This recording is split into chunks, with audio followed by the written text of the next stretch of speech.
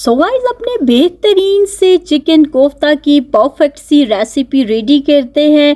Guys अगर कोई first time भी बनाए तो 100% गारंटेड मैं कह रही हूँ, आप मेरी रेसिपी अगर फॉलो करते हैं तो बिल्कुल परफेक्ट आपके कोफ्ताज रेडी होंगे। सो इसके लिए सबसे पहले जो है आधा किलो मैंने बग़ैर हड्डी के चिकन ले ली है।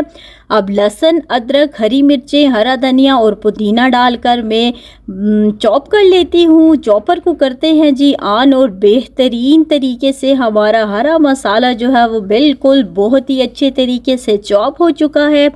अब जो मैंने बहुत ही अच्छे तरीके से वॉश करके चिकन रखी हुई है इसमें ऐड कर दूंगी, ताकि हमारा जो है वो चिकन कोफ्ता की रेसिपी को आगे लेकर चले।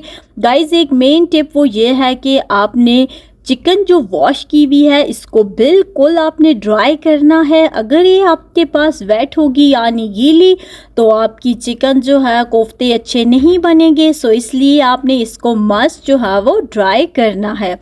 अब इसमें सूखी धनिया पाउडर ऐड कर दूंगी, सुरख मिर्चों का पाउडर ऐड कर दूंगी, गरम मसाला ऐड कर दूंगी, नमक ऐड कर दूंगी और हल्दी पाउडर ऐड कर देते हैं और एक अंडा आपने डाल देना है। गाइस बेहतरीन तरीके से जी चॉपर को करते हैं ऑन और अब हमारा बेहतरीन सा ज़बरदस्त सा खुशबूदार सा जो है वो कोफ्तों के लिए रेडी हो चुका है। चिकन बिल्कुल चॉप हो चुकी है, ज़रा चेक करें, बिल्कुल जो है सॉफ्ट सी हमारी ये चिकन रेडी हुई है। एक चम्मच आपने इसमें देसी घी ऐड करके बहुत ही अच्छे तरीके से पूरे मसाले के अंदर आपने इसको मिक्स कर लेना है। और गाइस जब भी आप खाना पकाने लगें तो अपने हाथों को बहुत ही अच्छे तरीके से वॉश कर लिया करें और बिस्मिल्लाह पढ़ के अपनी जो है वो सारी कुकिंग शुरू किया करें। एक बड़े साइज़ की प्याज मैंने चॉप करके इसमें ऐड कर दी है।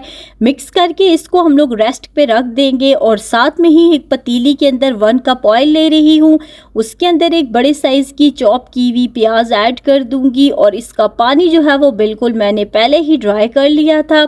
अब गाइस बहुत अच्छे तरीके से आपने इसको फ्राई करना है। इसका कच्चापन ख़त्म होते ही लहसुन अदरक का पेस्ट शामिल कर देते हैं और फिर लहसुन अदरक का पेस्ट शामिल करके उसको फ्राई करके उसमें अब टमाटर प्यूरी 2 बड़े साइज टमाटरों की डाल दी है। नमक, मिर्ची, हल्दी और धनिया पाउडर डालकर इसको मिक्स करके बिल्कुल हल्की आंच पर इसको कवर करके रख देते हैं, ताकि हमारे टमाटरों का जो है वो पानी बिल्कुल ड्राई हो जाए और ग्रेवी एकदम मस्सी रेडी हो जाए।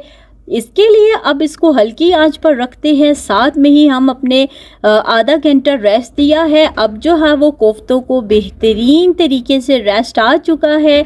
बिल्कुल आपने इसकी गोल गोल बॉल बना लेनी है। हाथों को थोड़ा सा पहले ऑयल लगा देना है और जिस डिश में आपने रखने हैं उसको भी ऑयल से ग्रीस कर देना है।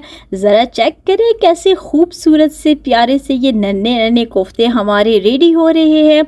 बिल्कुल भी जो है वो इसमें कोई चीज़ ऐसी नहीं है जो बाहर निकली हुई हो। बिल्कुल सॉफ्ट एंड स्मूथ जो है सिल्की से हमारी ये कोफ्ताज हैं और यकीन करें बिल्कुल टेंशन फ्री होके बनाएं कि आपके कोफ्ताज बिल्कुल 100% गारंटेड नहीं टूटेंगे। अब ग्रेवी की तरफ चलते हैं। बिल्कुल जो है वो रेडी हो चुकी है, टमाटरों का पानी ड्राई हो चुका है। इसको स्पून के ज़रिए हिला लेते हैं और अब इसमें 1 कप जो है बिल्कुल गाढ़ा दही आपने ऐड कर देना है। पतला दही आपने ऐड नहीं करना है, गाढ़ा ऐड करना है। बहुत ही अच्छे तरीके से इसको भी मिक्स कर लेंगे ताकि इसका भी जो है वो पानी बिल्कुल तेज़ आंच पे आपने इसको ट्राई कर लेना है। और ज़रा लुक चेक करें कैसा खूबसूरत सा ये हमारा कोरमा भी रेडी हो रहा है। और अब इसमें थोड़ा सा आप पानी ऐड कर दे, जितना आपको पसंद है। मैं 1 गिलास ऐड कर रही हूँ और फिर जो है इसको दोबारा से कवर करके रख दूँगी, ताकि हमारे कोफ्तों की तरह हमारी ग्रेवी भी जो है करी कोफ्तों की वो भी बिल्कुल स्मूथ सी रेडी हो। अब जो है बिल्कुल हमारी इस टाइम पर हम लोग अपने कोफ्ताज इसमें 1 बाय 1 ऐड कर देते हैं और बिल्कुल सारे कोफ्ताज इस टाइम पर ऐड करके इसको 2 मिनट के लिए बिल्कुल मीडियम फ्लेम पर रख देंगे।